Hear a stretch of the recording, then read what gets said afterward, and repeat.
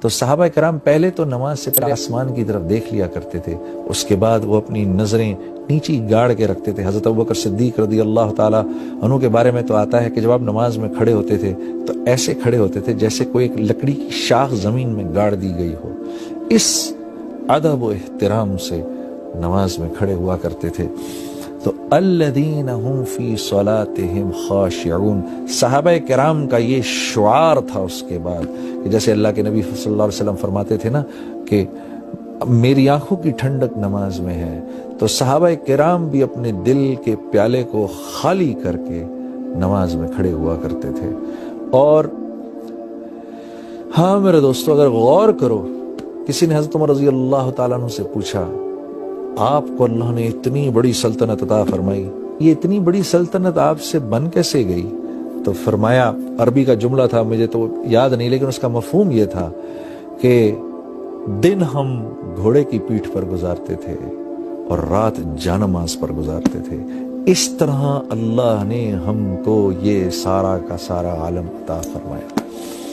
اور مسلمان کے ہیں بھی یہی دو کام، حرکت میں رہنا، متحرک رہنا، اللہ کے دین کے لیے دور دور تک جانا اپنے اوقات کو فارغ کر کے، اور لوگوں تک اللہ کی بات کو پہنچانا، اللہ کی تعریف کرنا، اس کے نبی کی تعریف کرنا۔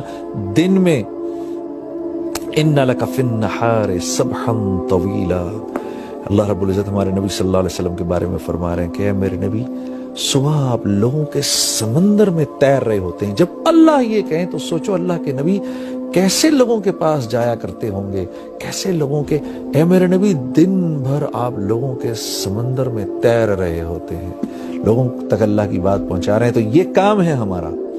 اور رات کو اللہ کے سامنے خشوع و خضوع سے کھڑے ہو جانا، کہ کسی اللہ والے سے یہ سنا کہ تہجد کی نماز کے بعد جو دعا ہے وہ ایسی پر اثر ہوتی ہے کہ جیسے کوئی تیر انداز نشانے پر اپنے تیر کو مارے، ایک انتہائی شاطر تیر انداز اپنے تیر کو نشانے پر مارے تو وہ نشانے پر جا کے لگے، ایسی دعا اللہ کے ہاں قبول ہوتی ہے رات کو۔ میرے عزیز دوستو، کیونکہ ہم اللہ کو ویسا سمجھتے نہیں جیسی اللہ کی ذات ہے، وما قدر اللہ حق قدرہ والارض جمیعا، ہم کیونکہ اللہ کی قدر ویسی کرتے نہیں، اللہ خود فرما رہے قرآن میں، تو اس وجہ سے اللہ سے ویسا تعلق بنتا نہیں۔ جب اللہ سے ویسا تعلق بنتا نہیں تو پھر ہم اپنی ضروریات، کیونکہ ہم اللہ سے ایسا تعلق بناتے نہیں، اس لیے میرے دوستوں دل اللہ کی ذات کا تاثر بھی نہیں لیتا، اور انسان کی ہر ضرورت اللہ سے جڑی ہوئی ہے۔ انسان کی ہر ضرورت جو ہے وہ اللہ سے جڑی ہوئی ہے۔ دیکھیے یہ آنکھیں ہیں میرے پاس، میں ان سے دیکھتا ہوں، کیا میں ان سے دیکھتا ہوں؟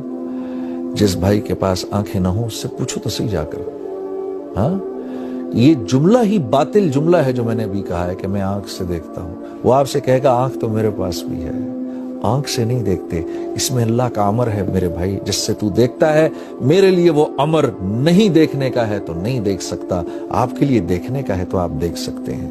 آنکھ تو میرے پاس بھی ہے، یہ زبان ہے میرے پاس، بھینس کی اس سے 4 گز لمبی زبان ہے، اگر زبان ہی بولتی تو بھینس بولتی، کیوں نہ بولتی؟ زبان نہیں بولتی۔ جو میرا بھائی بول نہیں سکتا اس سے پوچھو، وہ کہے گا دیکھو زبان میرے پاس بھی ہے، زبان نہیں بولتی، اس میں چھپا ہوا اللہ کا امر ہے جس سے آپ بولتے ہیں، آپ کے لیے امر ہے، میرے لیے نہیں۔ اللہ الذی خلق 7 سماوات ومن الارض مثلہن یتنزل الامر بینہن لہ ملک السماوات والارض وإلی اللہ ترجع الامور۔ یہ وہ رب ہے کہ دنیا میں ہونے والا ہر امر اپنے ہونے سے پہلے اللہ سے پوچھتا ہے، یا اللہ تو مجھے بتا میں نے کیسے ہونا ہے۔ عزیز دوستو، کیونکہ دل اللہ کی ذات کے تاثر سے خالی ہے، اس لیے نماز میں جی نہیں لگتا، اور نماز سے اپنی ضروریات کے پورا ہونے کا یقین بھی نہیں ہوتا۔